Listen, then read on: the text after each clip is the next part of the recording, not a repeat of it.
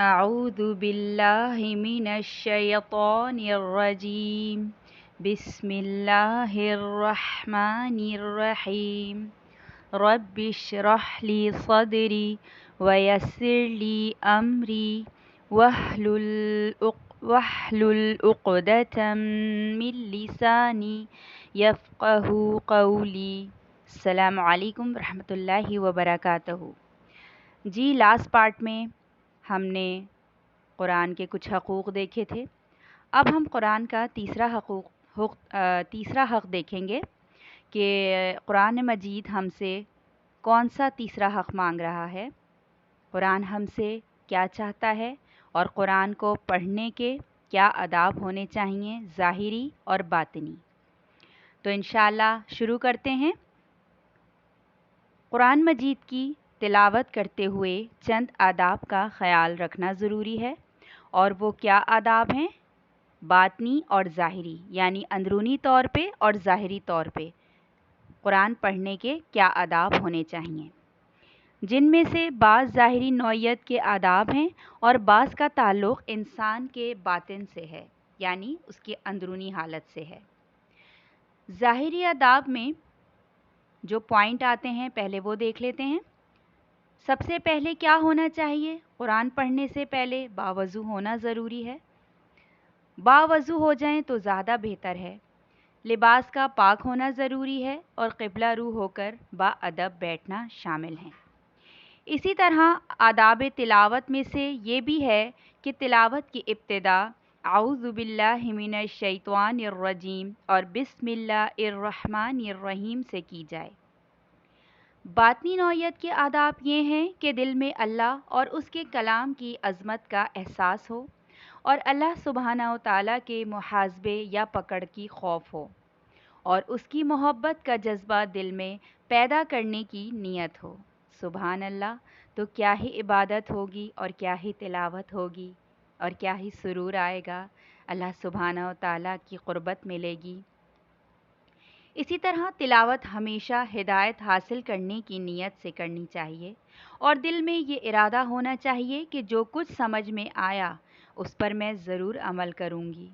تو یہ قرآن آپ کے دلوں پہ اترے گا، کیونکہ یہ قرآن اترا ہی اسی لیے ہے کہ آپ اس سے ہدایت حاصل کریں، اور جب آپ اس سے ہدایت حاصل کریں گی تو یہ آپ کے دل میں اترے گا. یہ قرآن کا اعزاز ہے کہ وہ اپنے پڑھنے والے سمجھنے والوں پر ضرور اترتا ہے.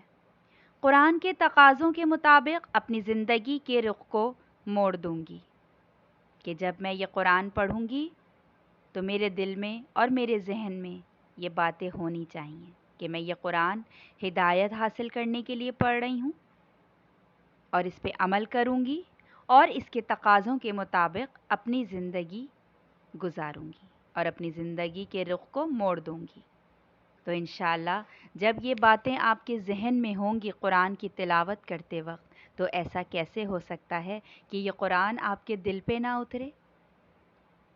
یقین کیجئے، اس قرآن سے دوستی کر لیجئے. یہ زندگی بار بار نہیں ملے گی. پھر میں کہوں گی اپنی مسلمان بہنوں سے، یہ قرآن ہی ہے اس لائق کہ جس سے دوستی کی جائے. دنیا کے سارے سہارے وقتی ہیں، عارضی ہیں، سب چھوڑ جاتے ہیں. ماں باپ، بہن بھائی، شوہر، اولاد، دوست، ہر سہارا آپ کو چھوڑ جائے گا، لیکن نہیں چھوڑے گا تو قرآن آپ کو نہیں چھوڑے گا. اتنا مضبوط سہارا ہے، اس کو اپنی تنہائیوں کا ساتھی بنا لیجئے، اس کو اپنے سفر کا ساتھی بنا لیجئے، اس کو اپنی مصروفیات کا ساتھی بنا لیجئے. تو یہ قرآن آپ سے وعدہ کرتا ہے کہ یہ زندگی میں بھی آپ کا ساتھی ہوگا، قبر میں بھی اور حشر میں بھی. تو کیا قرآن سے پیاری دوستی کسی اور کی ہو سکتی ہے؟ کیا کوئی اور آپ سے یہ وعدہ کرتا ہے؟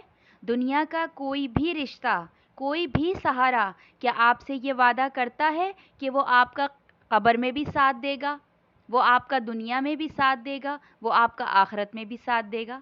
بتائیے، زندگی کے جتنے سہارے ہیں، جتنے رشتے ہیں، پیدائش سے لے کے اور موت تک، اللہ سبحانہ و تعالیٰ نے ہمیں جتنے بھی رشتوں میں باندھا ہے، جتنے بھی سہاروں میں باندھا ہے، ان میں سے کوئی ایک بھی آپ سے یہ وعدہ کرتا ہے کہ میں آپ کا قبر میں بھی ساتھ دوں گا، میں حشر میں بھی آپ کے لیے لڑوں گا؟ ہے کوئی ساتھی ایسا آپ کا؟ نہیں، یہ اعزاز، یہ محبت، یہ ساتھ صرف قرآن کا ہے۔ صرف قرآن ہے جو آپ سے یہ وعدہ کرتا ہے کہ وہ دنیا میں بھی آپ کا دوست ہے، آپ کی دنیا بھی خوبصورت کر دے گا اگر آپ اس کو پڑھیں گی، اس پہ عمل کریں گی، اس سے محبت کریں گی، اور اس کا بدلہ وہ قبر میں بھی دے گا اور اس کا بدلہ وہ حشر میں بھی دے گا۔ حشر میں بھی اللہ سے آپ کے لیے حجت کرے گا، قبر میں بھی اللہ سبحانہ و تعالیٰ کے فرشتوں سے آپ کی حفاظت کرے گا۔ اور اتنے پیارے ساتھی سے ہم اتنے غافل ہیں کہ ہم کھول کے ہی نہیں دیکھتے اس ساتھی کو۔ اپنے اس پیارے ساتھی کو ہم نے غلاف میں بند کر کے اونچی جگہ پہ سجا دیا برکت کے لیے۔ تو سوچئے ان باتوں کو، اپنے اس پیارے ساتھی سے دوستی کیجئے جو آپ کا سب سے مضبوط سہارا ہے۔ تو روزانہ کا معمول ہونا چاہیے آپ کا قرآن پڑھنے کا، اور روزانہ کا معمول قرآن حکیم کی تلاوت کا حق ادا کرنے کے لیے یہ بھی ضروری ہے کہ اس کی تلاوت کو باقاعدہ اپنے روزانہ کے معمولات میں شامل کریں۔ قرآن آپ سے کہتا ہے مجھے روز کھولو، مجھے روز پڑھو، چاہے میری ایک آیت ہی پڑھو، مگر مجھ سے غافل مت ہو۔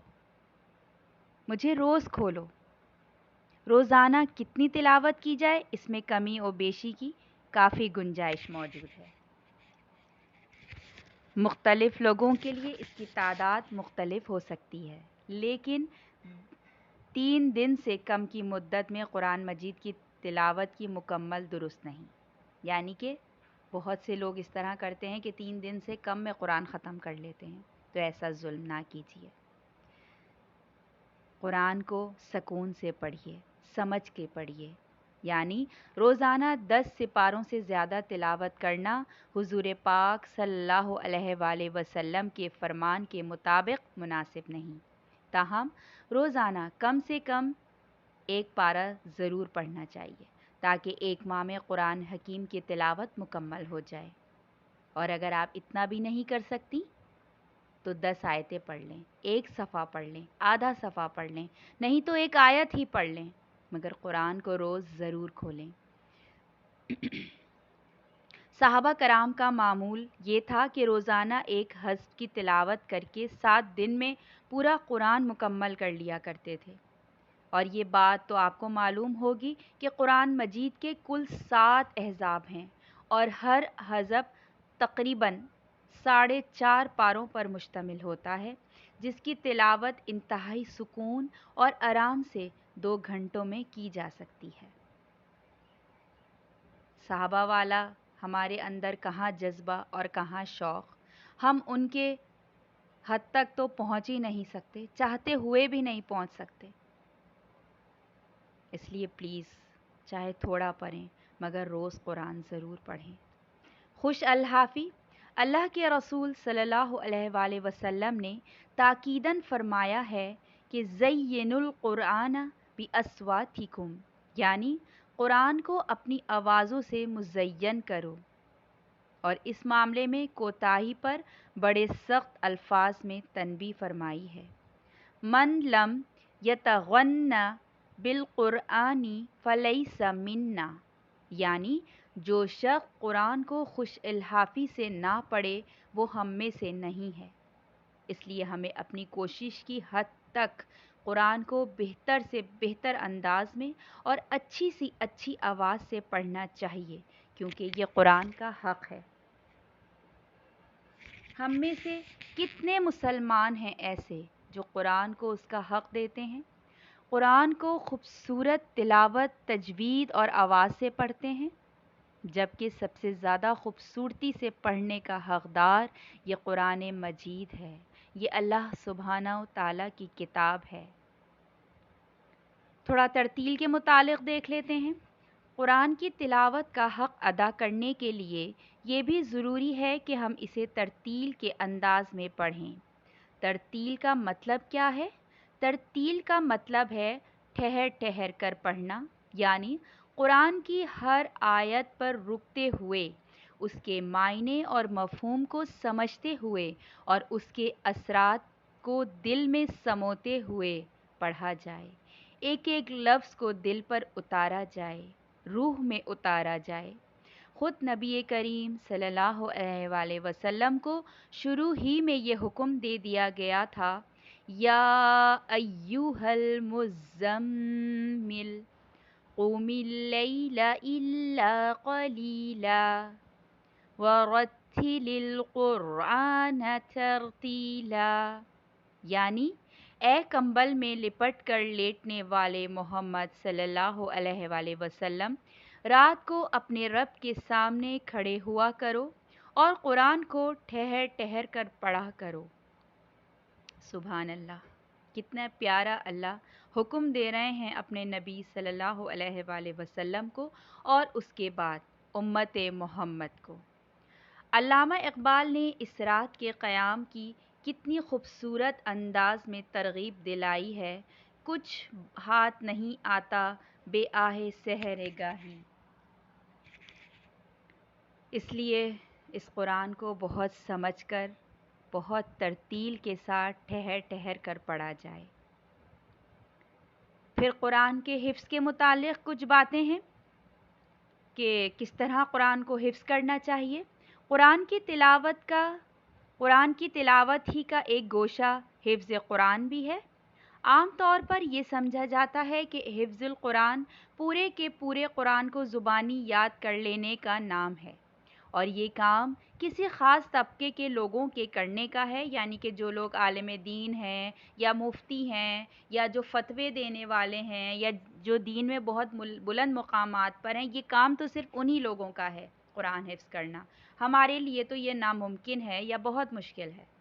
ظاہر ہے کہ یہ خیال درست نہیں ہے، بلکہ حفظ قرآن سے مراد یہ ہے کہ ہر مسلمان زیادہ سے زیادہ قرآن کو یاد کرنے کی کوشش کرتا رہے، تاکہ وہ اس قابل ہو سکے کہ نفل نمازوں میں اور کچھ خاص طور پر تہجد کی نماز میں زیادہ سے زیادہ قرآن پڑھ سکے۔ اس لیے نبی کریم صلی اللہ علیہ وآلہ وسلم کا معمول یہی تھا کہ آپ تہجد کی نماز میں طویل قرات کیا کرتے تھے، کیونکہ آپ کو وہ صورتیں یاد ہوتی تھیں۔ بعض اوقات ایک ایک رکعت میں کئی کئی پاروں کی تلاوت فرما جایا کرتے تھے۔ لہٰذا ہم میں سے ہر شخص کو کوشش کرنی چاہیے کہ وہ قرآن کا کچھ نہ کچھ حصہ ضرور یاد کریں، اور قرآن مجید کے آخری 3 پارے تو ہم میں سے ہر شخص کو یاد ہونے چاہیے، اس لیے کہ آخری پاروں میں صورتیں زیادہ طویل نہیں ہیں اور عام طور پر نمازوں میں انہی کو پڑھا جاتا ہے۔ لیکن اگر کوئی شخص پورے قرآن کو حفظ کرنے کا اہتمام کرتا ہے تو یقیناً اس کے لیے یہ بہت بڑا اجر ہے، جس کا تذکرہ حضور اکرم صلی اللہ علیہ وآلہ وسلم کی حدیثوں میں بھی موجود ہے۔ تو میری پیاری ماؤں، بہنوں، بیٹیوں، خود بھی حفظ کیجئے اور اپنی اولادوں کو بھی حفظ کرائیے، کیونکہ اس کا حفظ کرنا باعث برکت ہے، باعث سکون ہے اور اللہ کی رضامندی ہے، اور ہمارے نبی پاک صلی اللہ علیہ وآلہ وسلم کی سنت کا ایک طریقہ ہے۔ تہجد کی نمازوں میں پڑھیے، اپنی باقی نمازوں میں پڑھیے، اور اپنے اللہ سبحانہ و تعالیٰ کو اپنی پیاری قرات سنائیے۔ تو مجھے امید ہے یہاں تک آپ سب کو بہت اچھا سمجھ میں آ گیا ہوگا۔ چوتھا حق قرآن کا ہم نیکسٹ پارٹ میں پڑھیں گے کہ وہ کیا ہے ہم پر۔ میری ان ایپیسوڈ کو غور سے سنیے، سمجھیے، عمل کیجیے اور اپنی اولادوں کو بھی اس پہ عمل کرائیے۔ انشاءاللہ تعالی مجھے امید ہے اگلے پارٹ میں بھی آپ سب میرے ساتھ ہوں گی۔ یہاں پہ ہم اپنے اس پارٹ کا اختتام کرتے ہیں، چوتھے حق کے ساتھ پھر ملیں گے انشاءاللہ تعالی۔ سبحانک اللہم و بحمدک واشہد ان لا الہ الا انت استغفرک و اتوب الیک۔ السلام علیکم ورحمۃ اللہ وبرکاتہ۔